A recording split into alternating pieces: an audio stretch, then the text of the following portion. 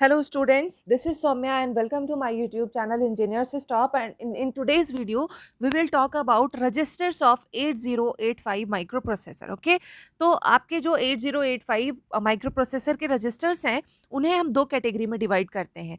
कौन कौन सी कैटेगरी में? General purpose registers and special purpose registers. ठीक है, तो आपके जनरल पर्पस रजिस्टर, आप इस डायग्राम पे फोकस करिए. ये आपका जो डायग्राम है यहाँ पे आपको पूरा जो आपका रजिस्टर है 8085 का वो यहाँ पे शो हो रहा है. ठीक है, तो आपके पास देखिए जनरल पर्पस रजिस्टर कौन कौन से हैं? B, C, D, E, H and L. ठीक है, ये सारे आपके जनरल पर्पस रजिस्टर्स हैं. और स्पेशल पर्पस रजिस्टर कौन से हैं? Accumulator, flags, programme counter and stack pointer. तो आज का हमारा ऑब्जेक्टिव है कि हम इन रजिस्टर्स को बारी बारी से ध्यान से समझेंगे. ओके, तो सबसे पहले हम फीचर्स देख लेते हैं. तो जैसा मैंने बताया कि जनरल पर्पस रजिस्टर आपके कौन कौन से हैं? B, C, D, E, H and L. ठीक है, और ये सारे ही जो जनरल पर्पस रजिस्टर्स हैं ये आपके 8 बिट रजिस्टर्स हैं. ओके, 8 बिट रजिस्टर हैं and it can be used singly और it can be used as 16 bit register pair. मतलब आप चाहे इसको सिंगल यूज कर सकते हैं, इंडिविजुअल ए जो आपका B, C, D, E, H, L 8 bit registers की तरह यूज कर सकते हैं, या फिर दो रजिस्टर्स का पेयर बना के 16 बिट डेटा को स्टोर करने के लिए भी आप इसे यूज कर सकते हैं. जैसे बी और सी को एक साथ आप कंबाइन कर सकते हैं, D, E and H, L. ठीक है, तो 16 बिट डेटा को अगर आपको स्टोर करना होगा तो इन्हीं 8 बिट रजिस्टर का पेयर बना के हम डेटा को स्टोर कर लेंगे. ठीक है, तो आपका पेयर क्या बन रहा है? B, C, D, E, H, L. अब ये मत सोचिएगा किसी का भी किसी के साथ पेयर बना लेंगे, नहीं. जो देखिए इनका अरेंजमेंट भी तो ध्यान रखना है ना. ठीक है, तो आप सिर्फ आपके पास जो रजिस्टर पेयर कौन कौन से बनेंगे? B, C, D, E and H, L. ठीक, एंड एक चीज और, जब मैंने इंस्ट्रक्शन के बारे में बताया था तो उस टाइम पे हमने एच, एल रजिस्टर पेयर का आपको यूज बताया था.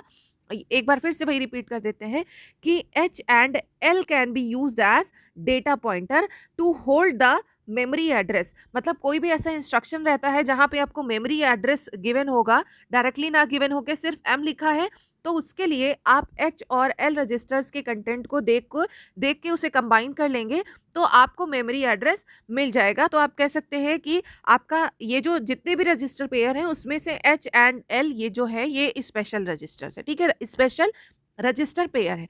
तो these are features of general purpose registers, right. अब हम देखते हैं what are special purpose register. तो सबसे पहला आपका सबसे इंपॉर्टेंट रजिस्टर है एक्यूमुलेटर. एक्यूमुलेटर अगर आपने इंस्ट्रक्शंस के बारे में पढ़ा है तो आपने बार बार इसके बारे में देखा होगा. ठीक है, तो जितने भी इंस्ट्रक्शंस होते हैं जिनके साथ आपके पास सिर्फ एक ऑपरेंड गिवन होता है तो बाय डिफॉल्ट हम ये मानते हैं कि जो ऑपरेशन परफॉर्म होगा वो किसके साथ परफॉर्म होगा? एक्यूमुलेटर के साथ. Okay, and accumulator is 8 bit register, first point, and since it is 8 bit register so it can store 8 bit data. ठीक है, and stores the result of operation and store the 8 bit data during input output transfer. ठीक है, तो these are properties of your accumulator. अब हमारा next क्या है? Next register है फ्लैग रजिस्टर. ठीक है, तो फ्लैग रजिस्टर ये भी आपका 8 बिट रजिस्टर होता है और इसका पर्पज होता है कि जो आपके माइक्रो प्रोसेसर ने जो भी ऑपरेशन परफॉर्म किया है, ठीक है, माइक्रो प्रोसेसर ने ऑपरेशन परफॉर्म किया या फिर आप कह सकते हैं इंस्ट्रक्शन को एग्जीक्यूट करने के बाद माइक्रो प्रोसेसर के स्टेटस को कौन रिप्रेजेंट करता है? Flag register. ठीक है, और कौन कौन से फ्लैग हैं? साइन फ्लैग है, जीरो फ्लैग है, ऑक्सिलरी कैरी फ्लैग है, पैरिटी फ्लैग है एंड कैरी फ्लैग है. तो फ्लैग रजिस्टर्स पे मैंने एक सेपरेट वीडियो बनाया है, आप वहां से इसके बारे में डिटेल में पढ़ सकते हैं. So let's move forward. यहाँ तक हमने देख लिया है डिफरेंट फ्लैग्स के बारे में. अब हम देखते हैं जो आगे हमारे स्पेशल रजिस्टर है जैसे programme counter and stack pointer. ठीक है, तो प्रोग्राम काउंटर के बारे में सबसे पहली इंफॉर्मेशन कि it is used to store the address. It is use to store the memory address. आप इसको डेटा को स्टोर करने के लिए नहीं यूज करते हैं. ठीक है, सेकेंड पॉइंट जो आप पहले से जानते हैं, it is special purpose register. ठीक है, स्पेशल पर्पस रजिस्टर होता है और ये डेटा ना स्टोर करके सिर्फ और सिर्फ एड्रेस को स्टोर करता है. ठीक है, and this is the register that is use to control the sequencing of the execution of instruction. ठीक है, तो आपके पास अगर एक प्रोग्राम है, प्रोग्राम मतलब अगर असेंबली प्रोग्राम है जिसमें आपने कई सारे इंस्ट्रक्शन को लिख के रखा है, ठीक है, तो ये इंस्ट्रक्शन किस सीक्वेंस में आपके एग्जीक्यूट होंगे, पहले ये एग्जीक्यूट होगा, फिर सपोज थर्ड लाइन, फिर फिफ्थ लाइन, मतलब किस सीक्वेंस में आपके इंस्ट्रक्शन एग्जीक्यूट होंगे, ये आपका कौन बताएगा, program counter. That's why it is special purpose register and this is very important register. आपको ये जगह जगह इसका आपको यूज मिलेगा, ठीक है, ओके। एंड अगर इसका मैं क्लियर डेफिनेशन दूं तो program counter hold the address of next instruction to be executed. Suppose हमारे पास एक ये प्रोग्राम है, this is instruction 1, this is instruction 2, instruction 3 and instruction 4। आप कैसे सोचते हैं कि इंस्ट्रक्शन 1 के बाद इंस्ट्रक्शन 2 ही एग्जीक्यूट होगा, 2 के बाद 3 ही एग्जीक्यूट होगा? कोई होगा जो इस सीक्वेंस को मेंटेन रखता होगा। तो आपका जो प्रोग्राम काउंटर है वो जो इंस्ट्रक्शन अभी एग्जीक्यूट हो रहा है, सपोज आपका जो इंस्ट्रक्शन 1 है अभी करंटली एग्जीक्यूट कर रहा है, तो अगला इंस्ट्रक्शन जो एग्जीक्यूट होना है, मतलब अगला इंस्ट्रक्शन कौन सा एग्जीक्यूट होना चाहिए इस सीक्वेंस के अकॉर्डिंग, इंस्ट्रक्शन 2। तो इस इंस्ट्रक्शन का एड्रेस कौन होल्ड करके रखता है, प्रोग्राम काउंटर, ठीक है, और आपके माइक्रो प्रोसेसर को बताता है कि अगला इंस्ट्रक्शन जो तुम्हें एग्जीक्यूट करना है वो है इंस्ट्रक्शन 2। और जब आपका प्रोसेसर इंस्ट्रक्शन 2 को एग्जीक्यूट करने लगेगा तो आपका प्रोग्राम काउंटर किसको पॉइंट करने लगेगा, किसके एड्रेस को स्टोर करेगा, इंस्ट्रक्शन 3। तो इस तरीके से आपका जो प्रोग्राम काउंटर है ये सीक्वेंस को मेंटेन करता है या फिर सीक्वेंस को कंट्रोल करता है एग्जीक्यूशन के, ठीक है, okay. Since it holds an address it must be 16 bits wide. तो as I have already told it is 16 bit registers और ये एड्रेस को ही स्टोर करता है, ठीक है। And next one is stack pointer, okay.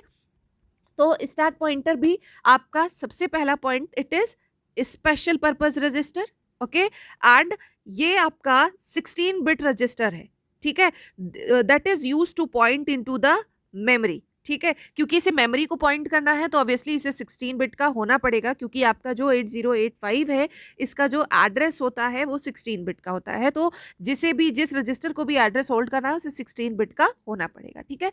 तो the memory this register points two is special area called the stack, ठीक है। आपके पास मेमोरी के कुछ एरिया को हम एज ए स्टैक रिजर्व करते हैं, ठीक है, और वहां पे एक पॉइंटर यूज किया जाता है जिसके थ्रू आप स्टैक में इंसर्शन या डिलीशन की एक्टिविटी को परफॉर्म करते हैं, और वो जो पॉइंटर है जिसकी हेल्प से आप डेटा को इंसर्ट या डिलीट करते हैं स्टैक में, उसी को हम क्या कहते हैं, स्टैक पॉइंटर, ठीक है।